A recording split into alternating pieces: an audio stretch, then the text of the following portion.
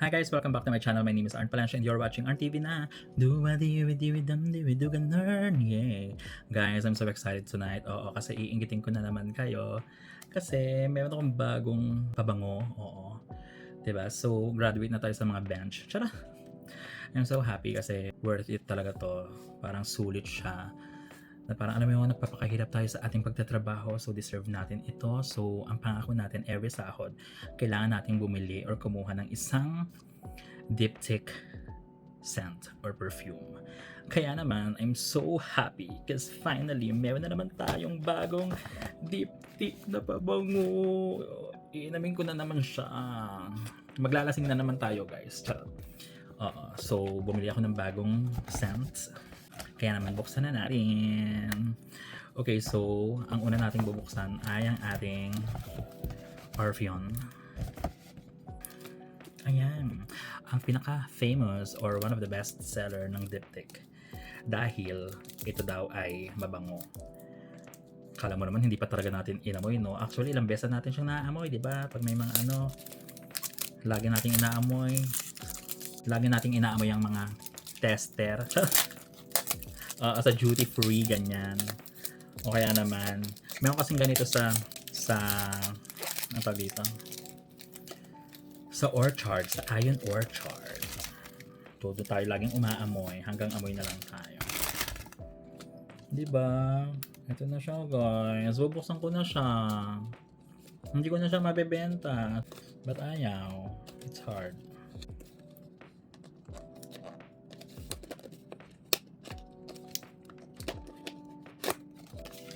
Ganun lang pala. Okay. So, natanggal na natin siya, guys. Iba talaga. Lalagyan pa lang, mamahalin na. Ito na, guys.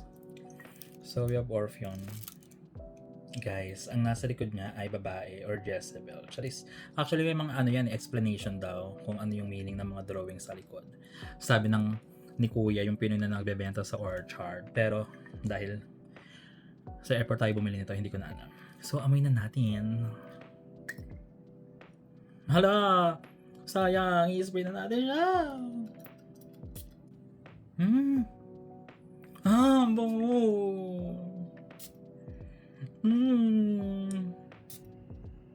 OMG. Parang siyang may jasmine, cedar. Ano siya? Perfect to, lalo na sa mga mahilig sa woody na scent. Ang bango niya. This is the best among the rest. Oh, I love this one. Okay. And now, dumako naman tayo. Siyempre, dahil nga bumili na tayo ng malaking EDP yon, o medyo mahalin, di ba? So, meron naman tayo ditong Doso na Eau de Toilette. Ayan. Ano nakalagay dyan? Yung mga ingredients niya, ganyan-ganyan. Tapos, made in France, of course. Ayan, Dawson Eau de Toilette. Actually, I love this scent also. Alam ko na yung amoy nito. Kaya ako nalaman yung diptyque talaga na scent. Kasalanan to ni Vinci ng Horizon. Kung kilala niyo yung Horizon na K-pop or P-pop or global pop. Tapos, bilang isang anchor at fan ni Vinci. So alam namin na mahilig siya sa diptyque at hindi ko lang sure talaga kung Dawson yung scent niya. Pero yun yung mga nababasa ko sa X. Tapos ayan, sinimulan ko na rin siyang gustuhin. Kaya bumili ako ng Dawson. Pero Eau de Toilette muna kasi nga nag-Orpheon na tayo. Sa susunod na yung ibang naman. Sa susunod na, meron din kasi siyang EDP. Ayan na ang Dawson guys. So it's only 50 ml. Tapos meron din siyang drawing sa likod na parang bahay. Alamin natin yung mga meaning behind the drawing sa mga bote ng diptyque because it's so symbolic. And excited na tayo sa amuyan. OMG. Dito naman. Ang bango. This is the best. Parang siyang, kung mahilig kayo kay Charmaine. Kasi parang siyang, may pagka-orange flavor pala siya, no? Orange flavor, tas parang may iris. Meron din ako naamoy na parang rose. Pero ang base note nito, dahil nga na-research na natin, musk scent. Ang bango niya, tapos yung vibe niya, ano, parang fresh lang na, fresh, tapos creamy, white floral, ganon. Parang, kung gusto mo maging poon, tsara, alam niyo parang, nakakaangat-angat ka na, nakakataas-taas na ano, na, nasa antas ng lipunan, ganyan. Yung parang, papunta ka na sa poon, yung hahawakan ka, tapos, magsa-sign of the cross. Charis, this is the perfume for you, Dawson. Ayan, I'm so happy. So, meron na tayong tatlong diptyque o di ba addict. Dadagdagan pa natin yan. So, ayun nga. So, meron na tayong, nasaan siya? Meron na tayong Orpheon ng ating mga additional. Akala mo naman dami na, no?